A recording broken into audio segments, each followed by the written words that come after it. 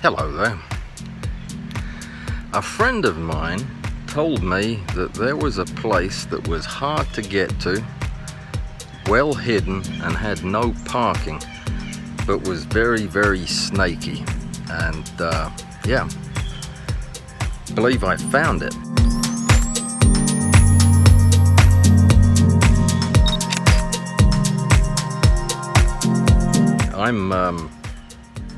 I don't know where I am.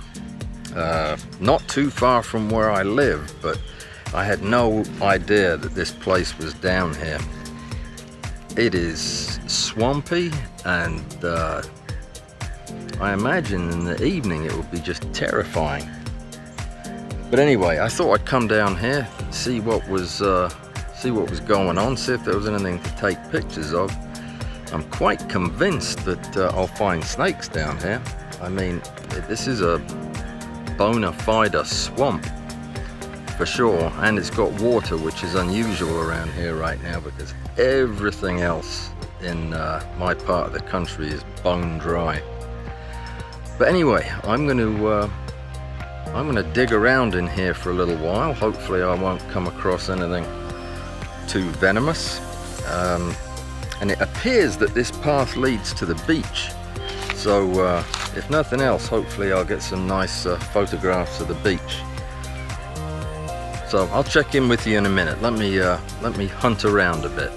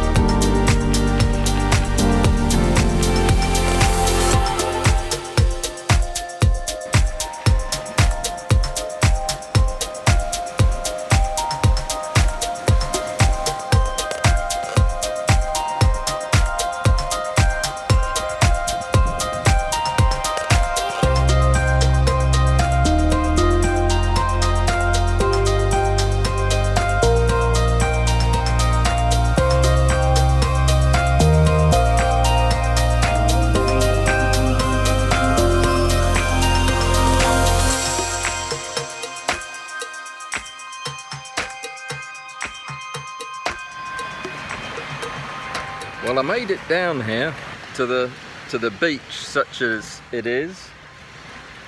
I'm guessing it's 100 yards long and about 4 yards wide. There's nothing down here.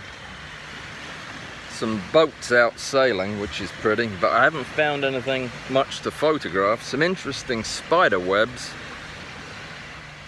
I mean, if you're into that kind of thing. But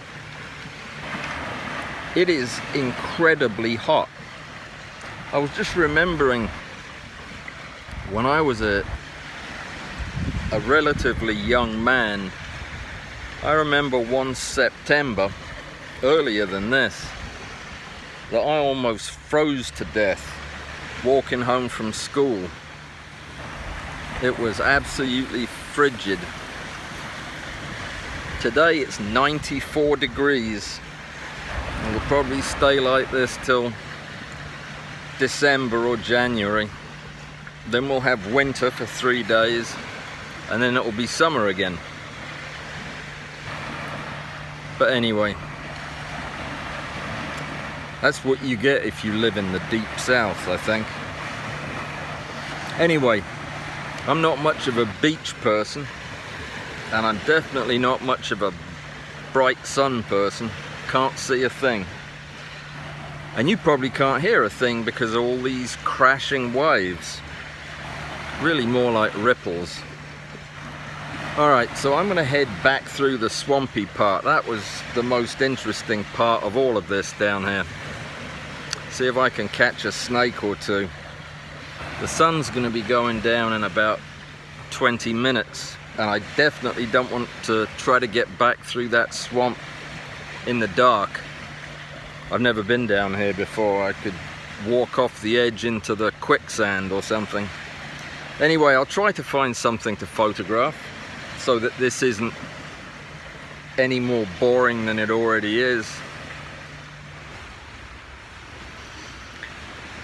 So I'm on my way back through the swampy part. It's not very far, it's maybe only 100 yards long, but like I said earlier, it looks just very, very promising for snakes and amphibians and probably birds too. I've been hearing a lot of cuckoos, but I haven't seen anything. Anyway, it's interesting. I've only lived in this place for about a year, and it's not a big town. In fact, it's a medium-sized village or a large hamlet maybe, but I've lived here for about a year and I'm pretty thorough at exploring places. I talk to people about where interesting stuff is, and I get directions and I go find everything, and then I find a lot of stuff just by myself hunting around. But I had no idea this was here. No idea at all. Until a couple of weeks ago when I went out to photograph snakes. We were going to look for snakes, and if we found them, maybe do some photography as well, with a new friend that I made down here. He's a professor of biology, herpetology actually. That's snakes and reptiles and amphibians is what I was trying to say. That's what he taught for many years, and he's a really bright guy, and it's great fun to go out hunting for stuff with him because he knows the area very well, and he also knows his stuff. He knows the names of every plant we ran into. I can barely tell the difference between a tree and a shrub. Anyhow, so Stephen told me that this place existed, but you can't get here. He also told me that this was where he saw the biggest Agkistrodon piscivorus he's ever seen. A cottonmouth was right down in here, and I can see how that could be the case. I haven't seen anything yet, but anyway, he told me how to get here and said you couldn't park here. And that wasn't gonna hold me up, so I drove by here, and literally it's in a residential area, kind of stuck in a little space between two houses, and it's a park, and I assumed that it's a public park. It doesn't say on the signs not a public park. It doesn't say private, but at every 15 feet there's a sign saying you can't park here.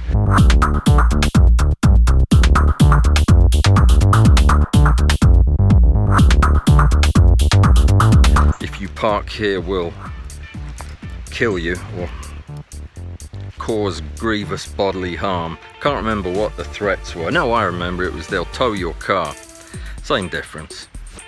So what I did was, I thought that was unnecessarily churlish of the people around here. These are wealthy people live on this road.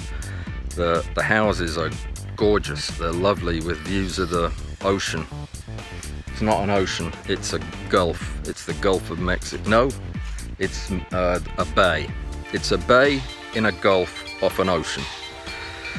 But yeah, so the hoi polloi definitely do not want the riffraff, as in moi, to be gallivanting around down on their 20-foot wide beach. I guess there really isn't room for more than maybe 2 sunbathers, and here in the south it might just be 1 extra large sunbather. But anyway, it seems to me that if it's a public park, they should lighten up on the parking thing, and if you can find a place that's not in anybody's way, you should be allowed to park there.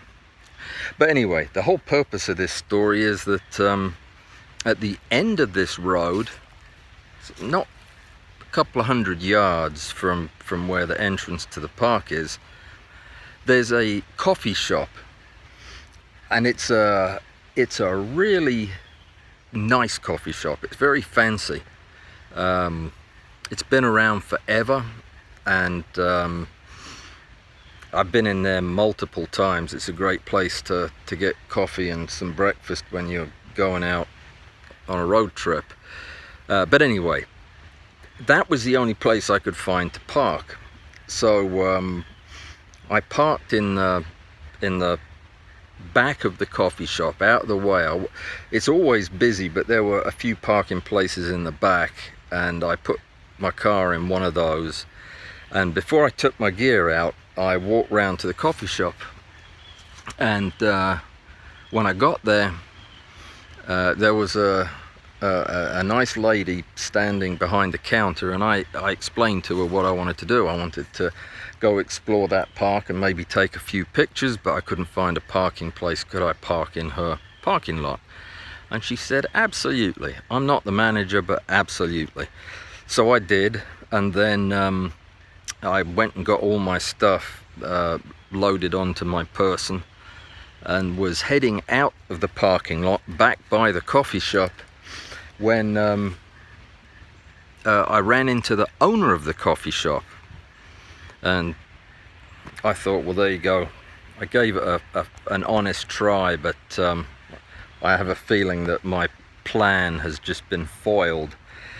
And I told him the same story I told the young lady, that that I just wanted to go for a walk down to the park, and I couldn't find anywhere to park. And he told me, you can park here anytime you like. If you want to go down to the park, you don't have to come ask me. You're welcome to park there anytime you want. And yeah, it made me feel good. It's a sad commentary on the state of affairs when a chap letting you park in his parking lot seems like something that should get the Nobel Peace Prize. It's just it's the way things are these days, especially in the part of the world I live in. It's shocking. Nevertheless, there's one chap in the neck of the woods that I live in who's a winner, a good guy, and I'm glad I bumped into him.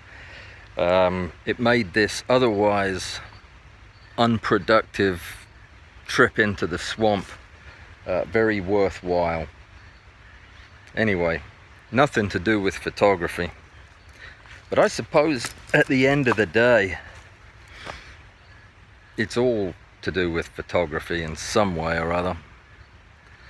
Anyhow, I'm gonna pick my way back through the swampy part, and if I come across anything worth showing you, I will do so. Well, I'm walking back up the road to where my car is parked, which is up there, and I met another nice person. 2 nice people in one day. There was a lady out walking her dogs, and I found this absolutely amazing looking gully lined with kudzu. I'll show you some pictures of it. I had completely the wrong lens to photograph it, and came halfway back to my car before I remembered I had a phone. So I went back and I got some pictures. I need to come back out here in the around well, sun up basically, and shoot that as the sun's coming up. It's gorgeous. Anyway, I took a bunch of pictures of all the no parking signs. There was one sign somebody had in their garden right next to a no parking sign that said, "We don't tolerate hate here," and it was in like 8 languages. And I like the idea of that. You shouldn't tolerate hate, but you shouldn't put a no parking sign up on your road when the road's big enough for a row of cars on each side and not blocking anything. Oh my. You know, I've been down in the swamp with no problem, and now I'm getting the crap eaten out of me by these blood-sucking mosquitoes. Anyway, almost to the car.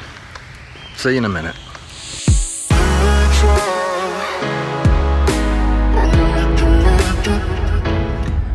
Well, I made it back to the car, no problems. It was still there as promised, and I'm heading back to my house, but it's shaping up to be one of those rather attractive sunsets we get down here. I live right on this bay, and it faces due west. So after the kind of day we've had today, oftentimes you'll see the whole sky turn pink. So I thought, seeing as I found absolutely nothing to photograph down at the swampy place, I thought it would be worth a quick peek at the seaside as I go by. There's several places I can photograph it from, but this is one of the most spectacular little places. I'll show you as soon as I get to an open part. So this is the road, and it's not the road I live on, for crying out loud. No, it's the road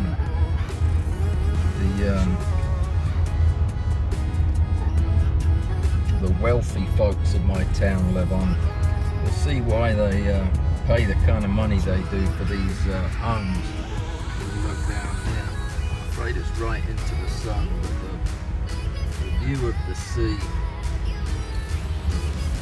Is it still a sea if it's just a boat? Anyway, it's spectacular. I'm going to drive down to a place where I can actually get out and take a photograph.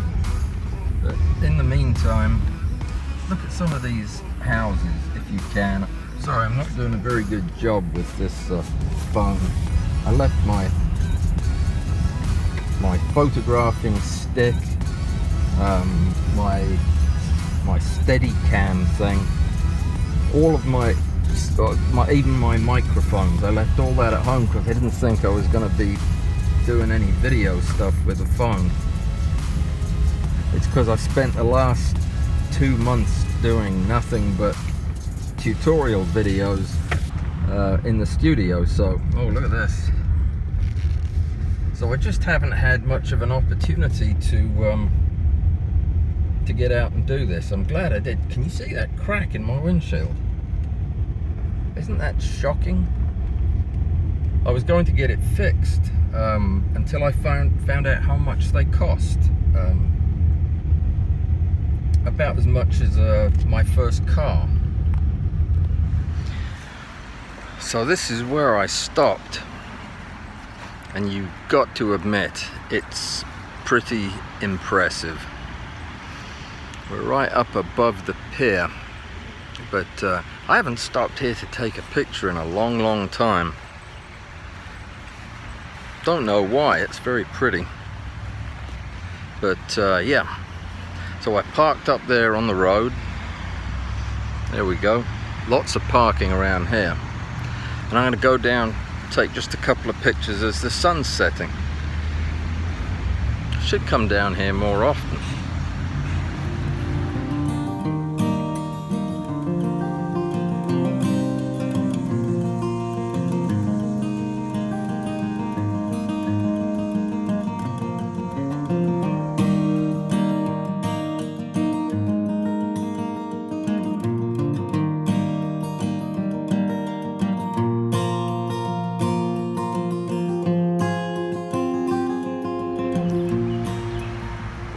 I think I'm gonna call it a day. Well, it is a day, so that makes sense.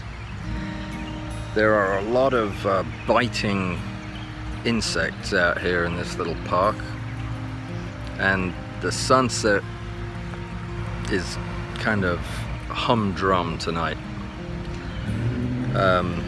You can see it. It's pretty.